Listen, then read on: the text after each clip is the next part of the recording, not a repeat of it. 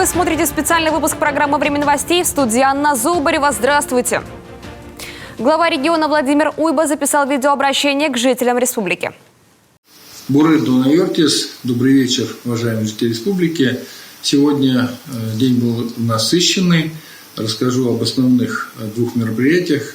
Во-первых, это заседание Государственного совета Республики Коми, где мы сегодня в ряде других законопроектов утвердили очень важный закон о изменении закона о бюджете этого года, 2021.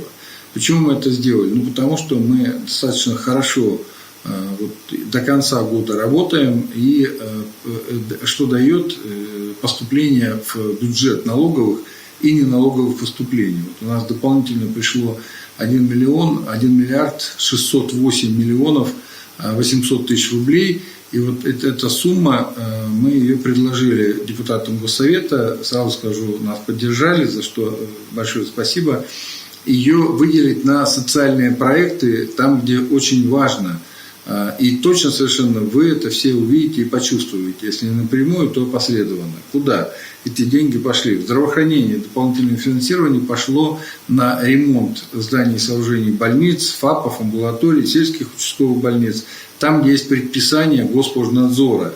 И где нужно эти мероприятия было провести у кого-то много лет назад. То есть эти мероприятия, которые переходили с года в год, уже с бородой, как говорят.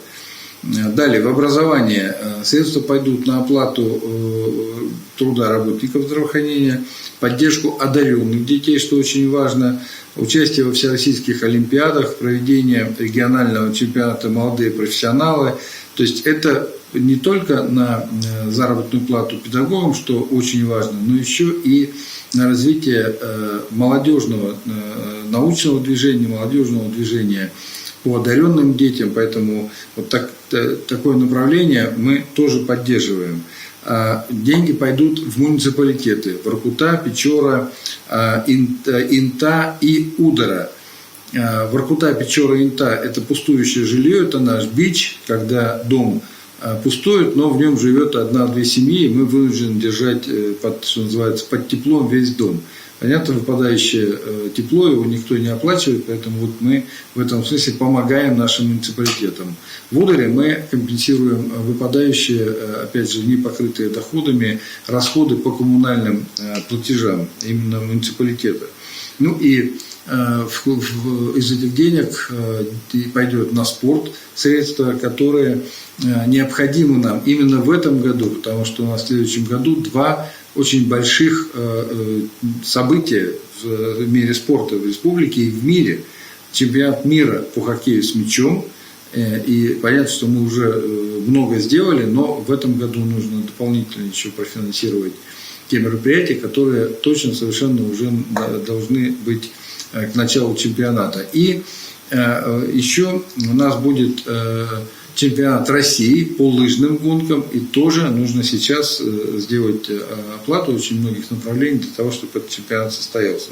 И очень также большие деньги мы направили на поддержку семей с детьми.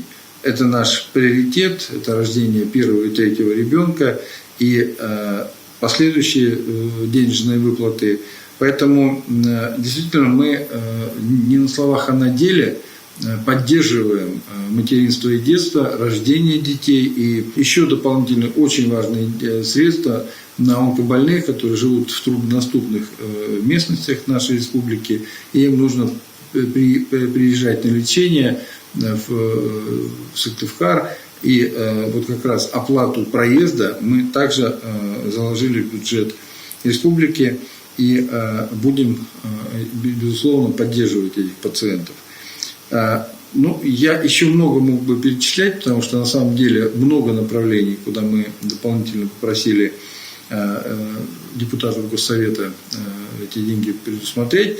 Повторяю, что были поддержаны наши предложения, и закон в изменении закона о бюджете 2021 года состоялся.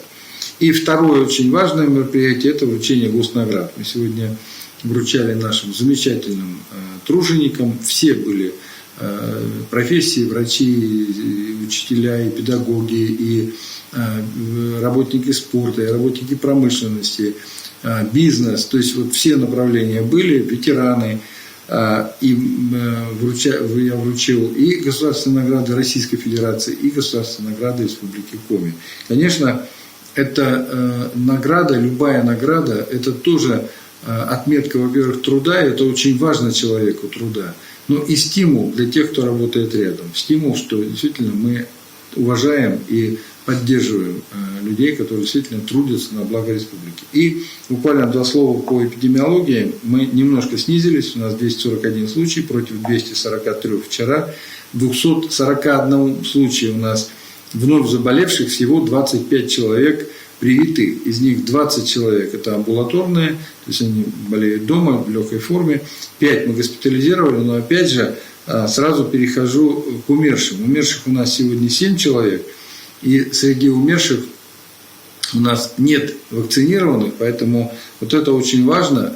Опять же, я всегда привожу пример, что даже если человек привитой заболел, то он выздоравливает, и это нужно, опять же, помнить о том, что без вакцинации можно пережить, как мне спрашивают, а если я не буду вакцинироваться? Я говорю, как обычно, 2 выхода, да, заболеть и выздороветь, либо, к сожалению, заболеть и не выздороветь. Поэтому лучше все-таки привиться.